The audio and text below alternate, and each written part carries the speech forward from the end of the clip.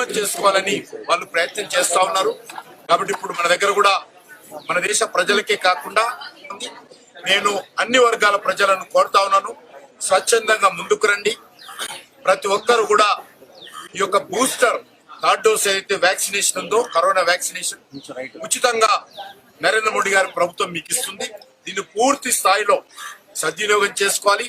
ఏ ఒక్కరు కూడా భవిష్యత్తులో కరోనా బారిన పడకుండా ఉండాలి అంటే, ఈరోజు పెరుగుతున్నటువంటి కేసులను పూర్తిగా అరికట్టాలంటే ప్రతి ఒక్కరు కూడా ఈ యొక్క కరోనా థర్డ్ డోస్ బూస్టర్ తీసుకోవాల్సిందిగా అందరికీ విజ్ఞప్తి చేస్తా ఉన్నాను.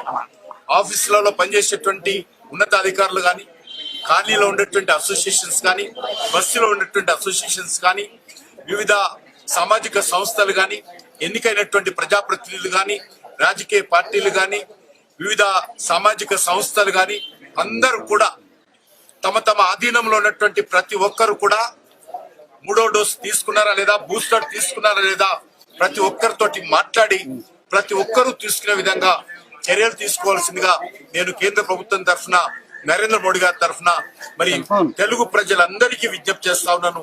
ఇక్కడ ఉండేటువంటి అన్ని వర్గాల ప్రజలు కూడా వ్యాక్సినేషన్ తీసుకోవాలని మరొకసారి కోరుతా ఉన్నాను.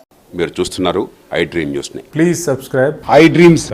For more videos, subscribe I Dream. please subscribe for more videos. I dream. I dream. For more videos, subscribe I dream. Please subscribe. Subscribe I dream channel.